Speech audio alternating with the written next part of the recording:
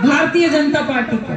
तो आप लोगों का कौन है, कौन नेता आप लोगों के लिए लड़ेगा? तो इसीलिए बात को समझिए कि मैं लड़ रही हूँ। एक विपक्ष में ऐसा नेता होना चाहिए जो आप लोगों की लड़ाई लड़े, सड़क से लेकर संसद तक की लड़ाई लड़े, आप लोगों के लिए आवाज उठाए। कहीं थाना चौकी, पुलिस चौकी, कोर्ट कचहरी का मैटर हो, कोई जमीन का मामला होगा, कौन सुनवाई करेगा? कहीं थाने में कोई सुनवाई होती है? बाबा जी दरबार में सुनवाई होला? हाँ, कोई पहचानता है? आप लोग जा भी नहीं पाएंगे, वो मिलते भी नहीं है। आप लोग कोई पेपर कागज लेकर जाएंगे तो बाहर ही खड़ा कर देंगे, कोई अधिकारी खुद ही ले लेंगे, कहेंगे हाँ ठीक है, हो जाए काम, हो जाए काम। लेकिन काम आप लोग का नहीं होता है। तो कैसे काम होगा? जब कोई आपका बीच का जीतेगा तब तो काम होगा।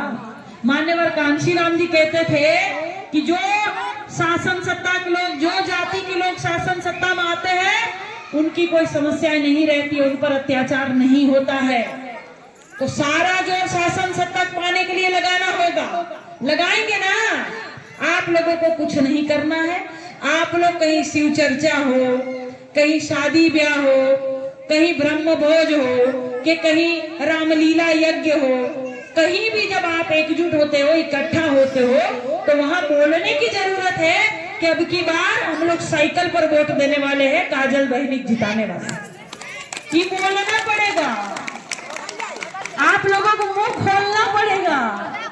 फोन पर, रिश्तेदारों से, नात बात में, हमारे जितने भी बुजुर्ग भैया सब बैठे हुए हैं, हमारे नौजवान साथी खड़े हैं, चक्की चौराहे पे बोलेंगे। जहाँ पे 4-10 लोग मनई, 5 लोग, 3 लोग चर्चा हो रहे, वहां बोलेंगे। हमारी महिलाएं बोलेंगी, फोन के माध्यम से रिश्तेदारों में, हर जगह बोलना पड़ेगा।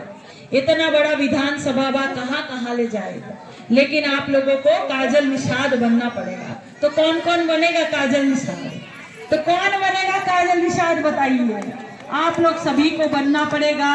बहुत बहुत धन्यवाद देती हूँ कि जब जब कोई चुनाव लड़ती हूँ तो आप लोग साथ सहयोग, प्यार, आशीर्वाद देते हैं। इसमें भी आप सभी का प्यार, सहयोग, आशीर्वाद लगेगा। अकेले नहीं चल पाऊंगी, लाठी के सहारे से चल रही हूँ। बहन चंचला निषाद जी लगातार अपना घर बार छोड़कर लगातार चल रही है। ऐसे ही आप लोगों को भी मेहनत करना पड़ेगा। मेरी अकेली का नहीं चुनाव है, मेरा व्यक्तिगत चुनाव नहीं है, ये पार्टी का व्यक्तिगत चुनाव नहीं है, ये बच्चों का भविष्य तय करेगा।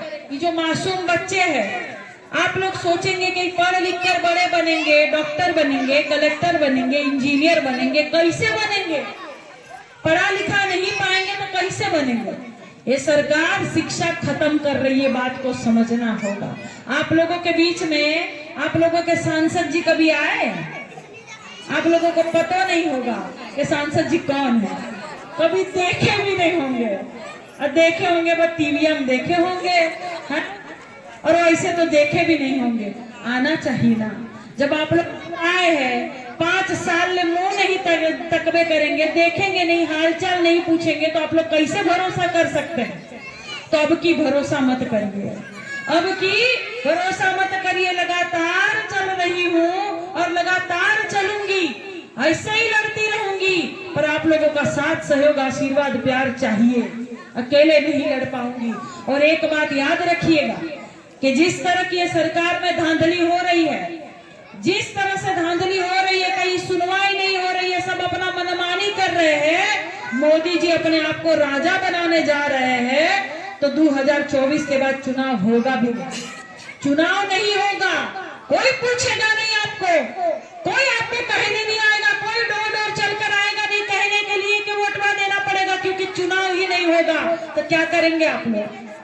बाबा साहेब का संविधान खत्म करेंगे तो क्या करेंगे आप लोग? लोकतंत्र को खत्म करेंगे तो क्या करेंगे आप लोग? लोकतंत्र में हमें अधिकार है चुनने का, हम अपने नेता को चुन सकते हैं। और 5 साल समय मिलता है, तो 5 साल नेता जो है वो आपकी सेवा करेंगे। लेकिन नहीं आएंगे तो आप लोग बदलेंगे ना, बदलना चाहिए। अरे एक बोतल में पानी भर कर रखते हैं, कितना दिन तक रखेंगे जी? उसको भी बदलते हैं, वो भी खराब हो जाला। तो हर 5 साल में शासन सत्ता उलट फेर होनी चाहिए। बदलती रहनी चाहिए। मैं संघर्ष कर रही हूँ, मुझे आशीर्वाद दीजिएगा, आपकी हर समस्या का समाधान करूंगी, हर लड़ाई लड़ूंगी, इन बच्चों का भविष्य उज्जवल करूंगी। बहुत बहुत धन्यवाद।